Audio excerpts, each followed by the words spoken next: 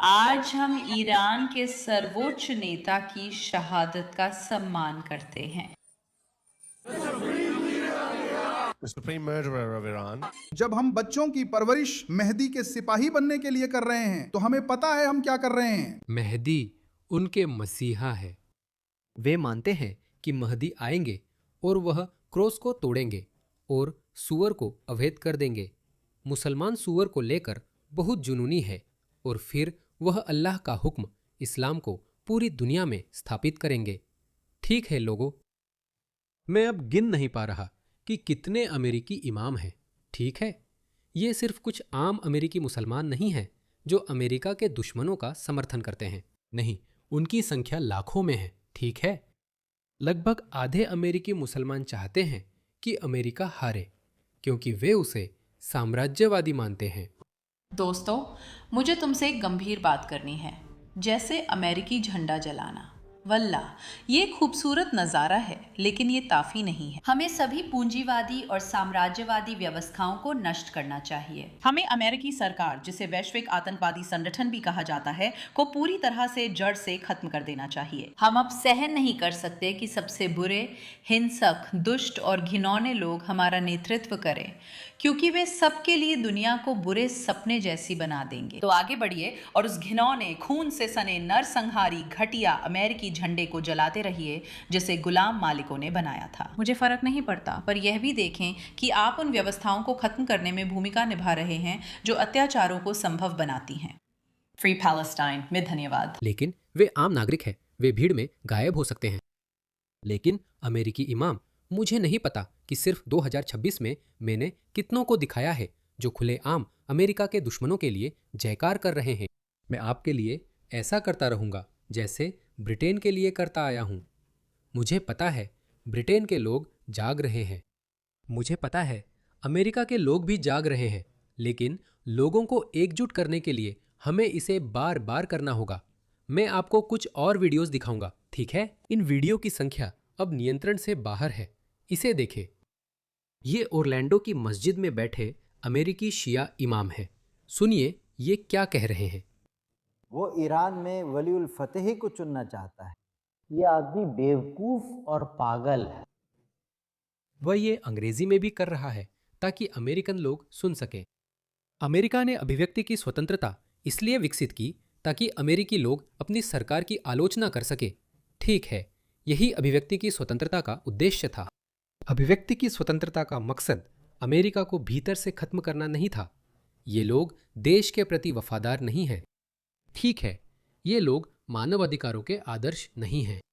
इन लोगों का एक एजेंडा है जो है पूरी दुनिया में इस्लामी सर्वोच्चता स्थापित करना। और इसका मतलब है कि संयुक्त राज्य अमेरिका का एक इकाई, एक सरकार, एक राज्य के रूप में पतन। वे चाहते हैं कि अमेरिका का पतन हो ताकि खिलाफत स्थापित की जा सके। इस मामले में एक शिया खिलाफत स्थापित की जा सकती है। उसे नहीं पता कि क्या, मुझे नहीं पता, आपको सोचना होगा क्या कहना है। ये सोचने के लिए 15 मिनट लीजिए। हाँ, क्योंकि तुम बेवकूफ़ हो। वो तुम्हारे देश से युद्ध में है और कहता है कि मैं अगले नेता के चुनाव में अपनी बात रखना चाहता हूँ। यही तो हर युद्धरत गुट ने पूरे मानव इतिहास में किया है। यही होता है। अगर तुम अमेरिका को गिरा सकते, जिसकी तुम कोशिश कर रहे हो, तो तुम क्या करते? तुम एक कठपुतली नेता बैठाते। इसे समझने में क्या मुश्किल है बेवकूफ? फिर से, ये लोग कोई बहुत बुद्धिमान लोग नहीं हैं। ये बहुत कट्टर सोच वाले लोग हैं। ये सिर्फ अपनी ही सोच पर विश्वास करते हैं, बस। हाँ, संयुक्त राज्य अमेरिका और स्वतंत्र दुनिया वहाँ अपने पसंद के नेता को चाहती है ताकि हम उस शासन को खत्म कर सके और वहाँ लोकतंत्र स्थापित कर सके और फिर संप्रभुता ईरान के लोगों को सौंपी जा सकती है। यही घोषित उद्देश्य है और यह उन लोगों के लिए बिल्कुल समझ में आने वाली बात है जिनके पास दिमाग है। हमें इसे समझने के लिए 15-20 मिनट या आधा घंटा नहीं चाहिए। मूर्ख, तुम वली को चुनना चाहते हो। उसे लगता है कि वली फकी उन तस्करों के गिरोहों में से एक है। यही उसकी समझ है। ये ऐसे ही होते हैं। यहाँ के नेतृत्व को देखो और यहाँ के नेतृत्व को देखो। हाँ, यहाँ और वहाँ का नेतृत्व देखो। इसी कारण वो वहाँ नहीं रहना चाहता, बल्कि अमेरिका में रहना चाहता है। हम लोग इसे क्यों होने दे रहे हैं दोस्तों? हम लोग इसे क्यों होने दे रहे हैं? फिर से, जैसा मैंने कहा, वे अमेरिकी सरकार को जवाबदेह ठहराने के लिए अभिव्यक्ति की स्वतंत्रता का इस्तेमाल नहीं कर रहे हैं। वे अभिव्यक्ति की स्वतंत्रता का इस्तेमाल अमेरिका को तोड़ने के लिए कर रहे हैं। वो सिर्फ मूर्ख था। मैं आपको एक और दिखाता हूं। डियरबॉर्न, अमेरिका का इस्लामाबाद। जब हम मेहदी के सिपाही बनने वाले बच्चों की परवरिश करते हैं तो हमें पता होता है कि हम क्या कर रहे हैं। तो महदी उनका मसीहा है। वे मानते हैं कि महदी आएंगे और वह क्रॉस को तोड़ेंगे और सूअर को अवैध कर देंगे। मुसलमान सूअर को लेकर बहुत जुनूनी है और फिर वह अल्लाह का हुक्म, इस्लाम को पूरी दुनिया में स्थापित करेंगे। बैंगनी बालों वाले वो कस्तानी जिनकी नाक में छल्ला है, ये बेवकूफ़ सोचते हैं कि नई दुनिया में इनकी क्या जगह होगी। छत पर उनकी जगह है, लेकिन वे साफ बता रहे हैं कि क्या करेंगे। हिटलर अपनी कब्र में करवटें बदल रहा होगा और सोच रहा होगा, काश मैंने भी अमेरिका या पश्चिम को गिराने का यही तरीका सोचा होता।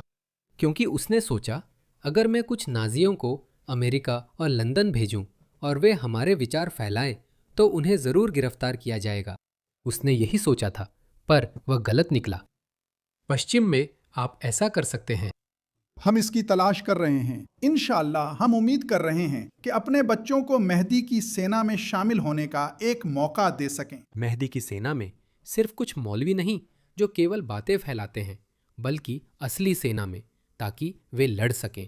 तो हम चाहते हैं कि हमारे बच्चे समझें, जब वे सैयद हसन नसरुल्लाह को ये कहते हुए सुने कि हम करबला में हैं, हम करबला को याद कर रहे हैं, हम करबला में हैं। हम चाहते हैं कि हमारे बच्चे इसे समझें, इसे जानें। मेरा आपसे सवाल ये है, जब कोई तकवा और एहसान के स्तर पर होता है। नसरुल्लाह हिजबुल्लाह के नेता थे जो 2024 या शायद 2025 में एक इजरायली हवाई हमले में चूहे की तरह मारे गए थे, मेरा मानना है। हाँ, वो पेजर घटना के बाद मारे गए थे। माफ कीजिए, बीच में टोक रही हूँ। अब हमें हिजबुल्लाह समूह से हसन नसरुल्लाह की मौत की आधिकारिक पुष्टि मिल गई है। कृपया आपकी प्रतिक्रिया क्या है? मुझे बहुत अफसोस है। आइए यहीं पर इंटरव्यू समाप्त करते हैं। हम बात कर रहे थे मावा उस्मान से, जो पत्रकार और टीवी शो होस्ट हैं। स्पष्ट रूप से वो अभी जो ताज़ा खबर हम आपको दे रहे हैं उससे साफ तौर पर हिल गए हैं।